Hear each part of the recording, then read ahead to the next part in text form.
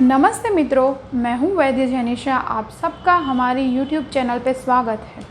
आज हम बात करने वाले हैं कफ प्रकृति वाले व्यक्ति के शारीरिक संगठन के बारे में।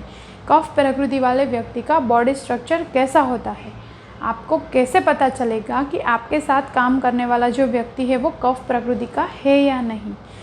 तो कफ प्रकृति वाले व्यक्ति के शरीर में हर चीज़ बड़ी पाई जाती है। ऐसे लोगों के शरीर में वात और पित्त की कंपैरिजन में कफ दोष ज़्यादा रहता है।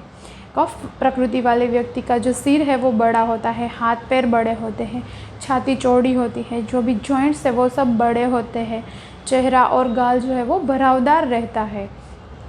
आगे हम देखते हैं कि कफ प्रकृति वाले व्यक्ति के बाल कैसे होते हैं।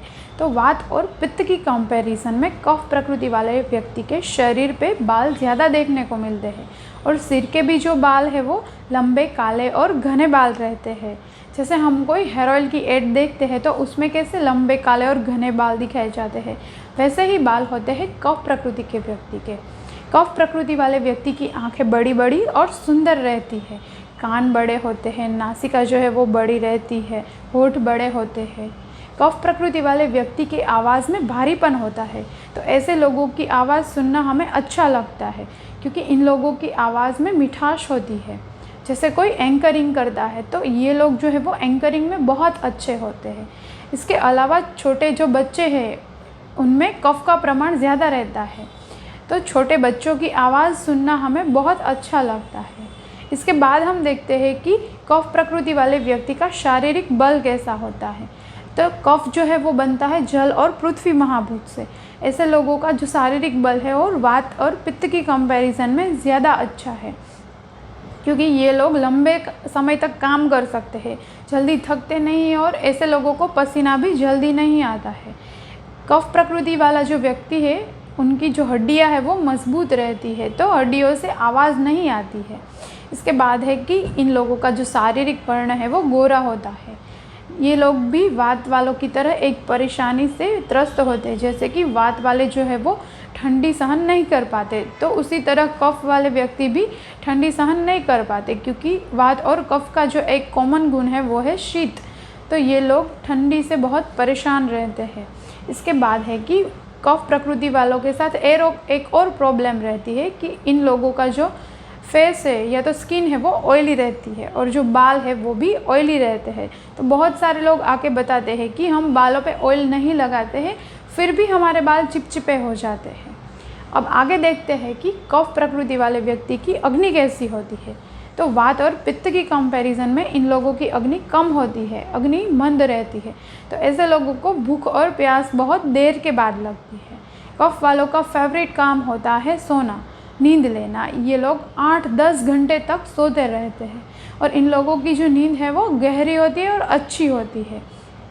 अब आपको कैसे पता चलेगा कि आपके साथ काम करने वाला व्यक्ति कफ का है या फिर वात का है। तो वात और कफ वैसे तो वो ये बिल्कुल ऑपोजिट है क्योंकि जैसे कोई वात का व्यक्ति है, वात प्रकृति का व्यक्ति है, तो वो बोलता जल्दी जल्दी है, काम जल्दी जल्दी करता है, चलता है जल्दी जल्दी, खाना जल्दी जल्दी खाता है, हर काम में वात वालों को हड़बड़ाहट रहती है। लेकिन कफ वाला जो व्यक्ति है वो वात वालों से बिल्कुल ऑपोजिट होता है। ये शांत स्वभाव के होते हैं और हर काम धीरे धीरे करते हैं। जैसे खाना खाने सबसे पहले बैठते हैं और फिनिश सबसे अंत में, लास्ट में वो लोग खड़े होते हैं। इसके बाद ये लोग जो है वो बोलते धीरे धीरे है, सोचते धीरे धीरे है और हर काम धीरे धीरे करते हैं।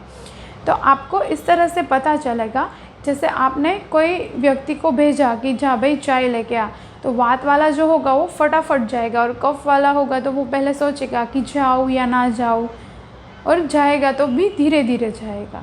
तो इस तरह से आप पता कर सकते हो कि आपके साथ काम करने वाला जो व्यक्ति है वो कफ का है या तो फिर वात का है।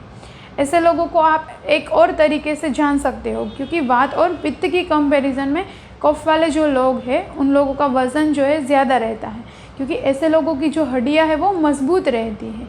तो वात और पित्त की कंपैरिजन में कफ प्रकृति के जो व्यक्ति है वो मोटे होते हैं। तो इस तरह आप बॉडी स्ट्रक्चर देख के बता सकते हो कि ये व्यक्ति कफ प्रकृति का है या नहीं। अगर आपको हमारी वीडियो अच्छी लगी है तो हमारी चैनल को सब्सक्राइब कीजिए। Stay healthy and happy with Ayurveda. Thank you.